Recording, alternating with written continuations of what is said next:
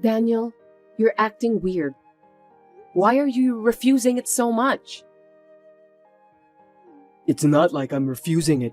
I'm just saying there's no meaning. No meaning? Why? Because, you can't go sightseeing here. You're just going to look into my room and see how messy it is. Or look in my fridge and see what I'm eating. And check everything, right?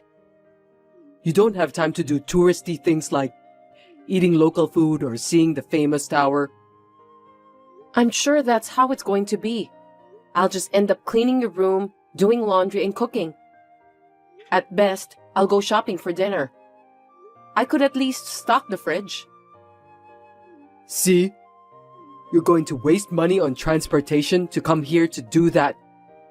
I'm making a good living in my own way. Don't worry. I'm an adult too. But if I go from Friday night, I can get all that stuff taken care of on Saturday. Then on Sunday, we can walk around the town and go home at night. I'd love to do something date-like once in a while. You'd have a hard time if we had a busy weekend like that. It's not like you have nothing to do. I'm thinking about you. Thanks for your concern. But it's not like I visit you every week, so it's not tough for me. Yes, it is. Of course it's tough. If you go to work on Monday in that condition, I'm sure you'll make a mistake. And if you do, you'll cause trouble for everyone around you. I don't want you to make a mistake at work and get fired or have your salary lowered. I don't want you to have to go through that. It's for your own good. You're even thinking about that? So, does that mean it's too hard for you to come over here? No, that's a different story. I deserve to have a hard time, and I'm relieved to be home. I can relax. And I get to do nothing on the weekends. I get to restore my energy.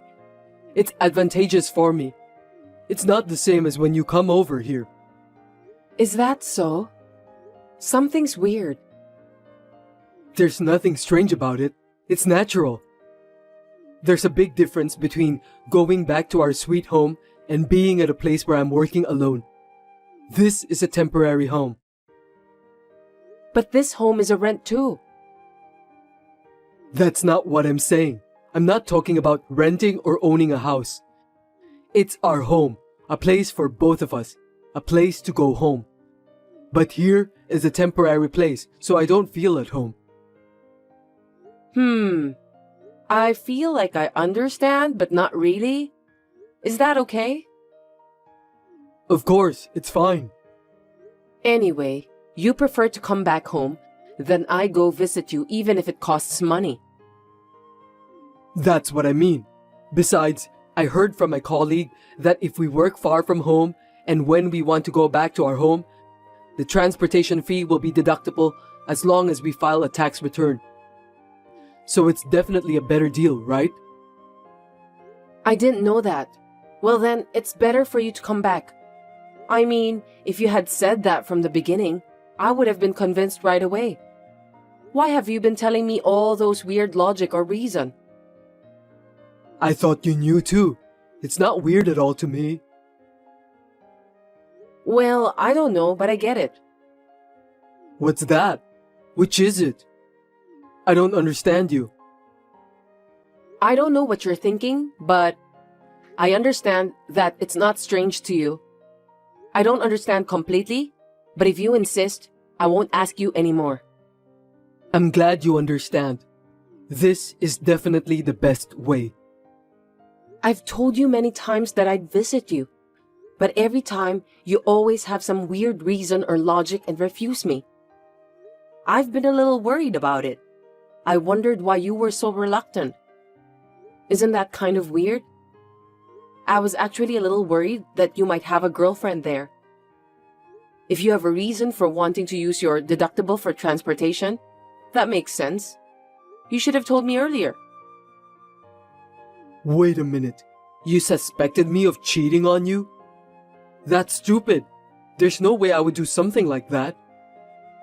Right. You were thinking about the family. I'm sorry I suspected you for even a second. There's no need to apologize. If you understand, that's fine. Don't worry about that kind of thing anymore. Yeah, I love you so much. I can't wait to see you. I'm looking forward to seeing you when you get back. Me too. Well, good night. Now one problem is solved, but another one came up. Before Daniel went off to work away from home, we were considering buying an apartment. But since he left, we haven't talked about it at all. I wanted to discuss what we should do, so I asked him about it, but it turned into a fight. Daniel, do you have any idea which place you want to live? I'm asking this because I wanted to get ready to buy an apartment. I wanted to decide on our place to live. That's not something you should be asking me when I'm working away from home. Why do you always get so ahead of yourself? Why don't we look for a place together when I get back? But then, I'll have to wait for another year? Until you finish your work there? I'm not even allowed to talk about it? You could at least tell me where you want to live. I didn't say like that. This assignment was originally supposed to be for 3 years. But there's a chance to be extended, depending on how things go at work. I can't decide to buy an apartment when I don't know what's going to happen. I'm worried too, you know. But even if we can't decide now, why don't we start thinking about it? At least, decide where we're going to live. Then, when you finish working there, we can make a move right away. I'm not talking about buying it right now. I just want to discuss about it. Is that a no too? No, I don't know when I finish. You don't know what the real estate status will be at that time. There is a possibility that land price in the city you want to live in might go up drastically. That's a waste of money. If that's the case, it's better not to make such a decision in the first place. First of all, we have to think about whether it's better to rent or own a house. Wait, what do you mean? Before you left, you said you wanted an apartment too, right? Did you change your mind? It's going to be our property. It's not like I changed my mind. I mean, I'm put off by your enthusiasm for buying an apartment. I was thinking that we don't have to rush. Why do you say that? Because if we are thinking of buying an apartment, we don't necessarily have to get it. At the very least, we need to gather information and save up some money. I think it's too late to start when you suddenly want it. We need a plan when we think about the finance, right? You know what? You're always so forward with your life planning, and I'm always being pushed around. That's what I don't like. I don't feel good, you know. What? I didn't mean it like that. Did I really push you around that much? You're always like that. You've been pushing me around like you're doing right now. You're always taking things in the direction you want them to go. That's selfish, isn't it? No, I'm not. I'm thinking about us. I always want to be happy together with you, Daniel. You didn't come along with me to this town. And you're trying to go ahead with your plan to buy an apartment just because you want one. Isn't that awful? Maybe you make more money than me, and you might think it's a stupid plan to quit your job and follow me. Then why don't you give something else up for me? How terrible. Is that how you thought? I don't know how to say, but I feel like you don't respect me. That's not true. But if you felt so, I must have done something wrong in the way I tell you or the way I talk to you. I'm sorry. You're not that enthusiastic about buying an apartment, right? I'm sorry for trying to force you to go through with it. Before I get into it or not, you're too forward. That's what I don't like about. It's not just about the apartment. You want to take over the conversation, right? You think I'm mad because of a childish reason like that? You've got to be kidding me. You think I'm stupid, don't you? No, I'm sorry. I don't understand why you're mad. Why is it? I didn't say anything difficult, did I? I'm saying you shouldn't proceed on your own. When you decide on something or do something, you have to hear my opinion and feelings before taking action. Why do I have to tell you? Understood. I'll do that from next time. After this message, he started to take over the conversation, and his male, chauvinistic comments began to stand out. I had a bad feeling about this because he had been so nice to me, but he suddenly changed. It was clearly someone else's effect, and if it had been a woman, I could see a trouble coming up. I was thinking about it all by myself, but it was a few months later that my bad premonition came true.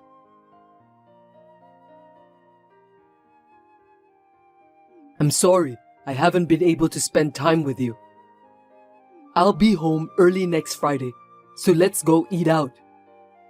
The restaurant you mentioned the other day sounds good. Let's go there. Kate, what's wrong? Nothing. You just sent to the wrong person. What's going on? No, it's not what you think. Don't get it wrong.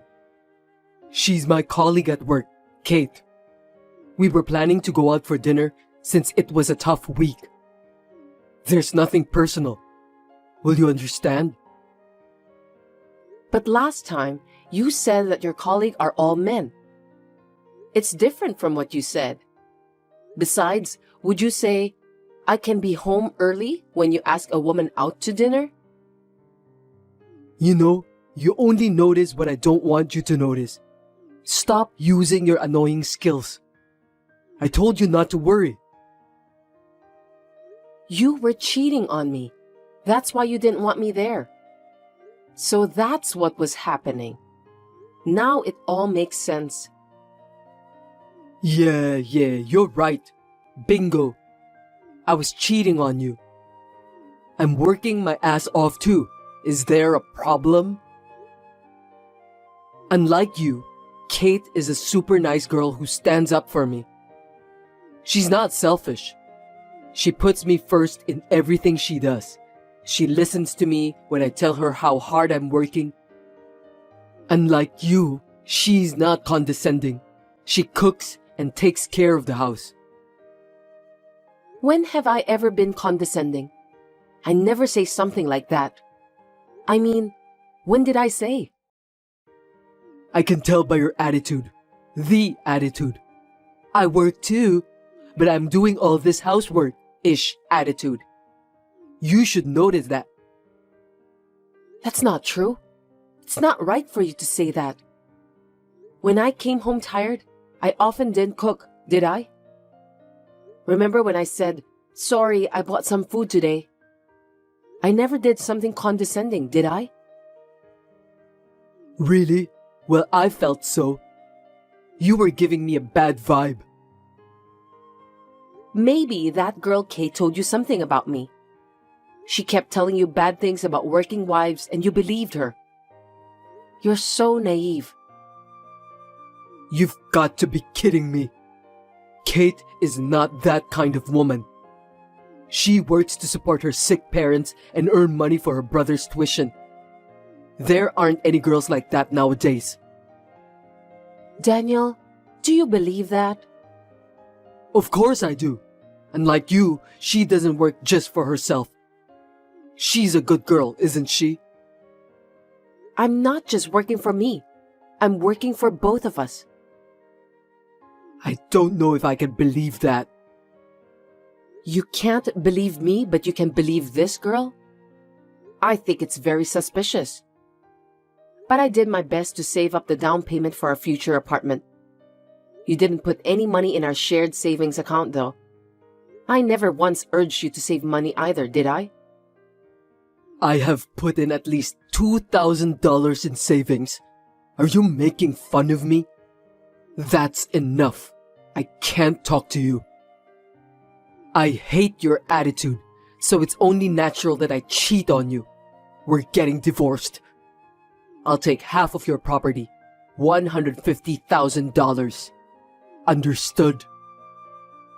Give me a break.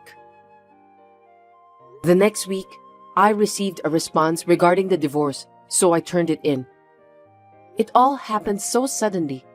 I didn't really feel the end, but being mentioned by my parents and friends, I could finally feel the sadness and loss.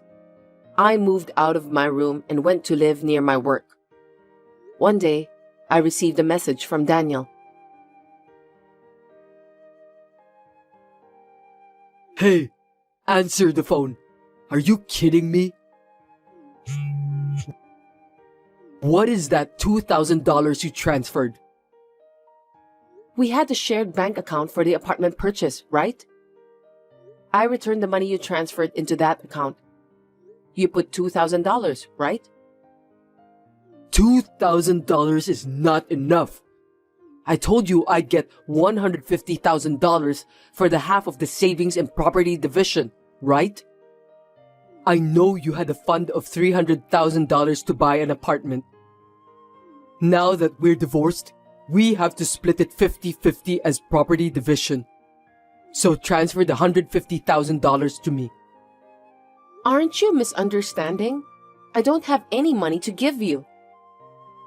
You can't play dumb with me.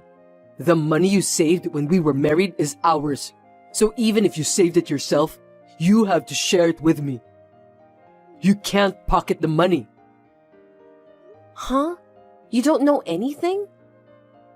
What? Well, $200,000 is the one I saved when I was single.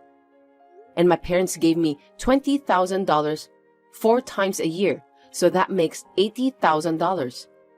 The remaining $20,000 is what I saved after we got married. So, the only joint property is the last $20,000. And the other $280,000? The property before marriage and the property that was given as a gift are called separate estate. They're not subject to property division.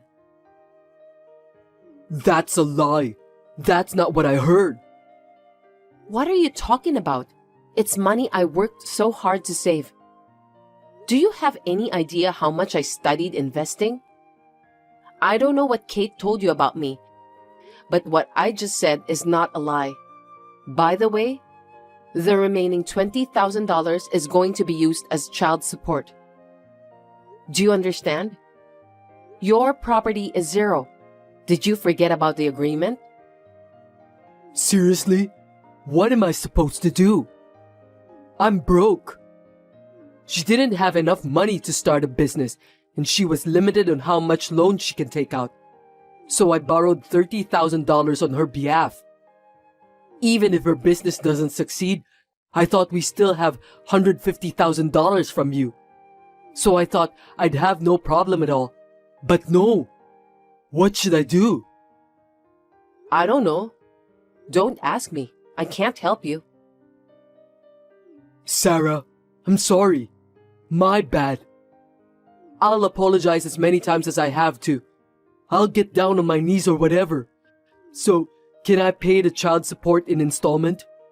Please? Huh? Do you mean you'll pay them in installments later? So you want about $5,000 for now as a division of property? Yes. $5,000 or $3,000 is fine. I'm begging you. I'm having a harder time paying off the debt than I thought. Please, help me. Please have mercy since we were a family. Huh? Don't be silly. Unlike me, she puts you first, right? Then shouldn't you tell about this to her first? I'm sorry I was so horrible to you at the time. I'm sorry. I was tricked by her. I'm sure you were. When she withdrew the money from my account, she changed her attitude and became cold. Now I lost contact with her. I was an idiot. I'm sorry. No matter how much you apologize, there's no way I can feel sorry for you. You deserve it. You said you couldn't trust me? Why should I do favors for someone who says things like that? I'm not that kind. You desired to take control and made the decision you wanted to make. You'll have to take the responsibility for your own actions until the end. Well then, bye.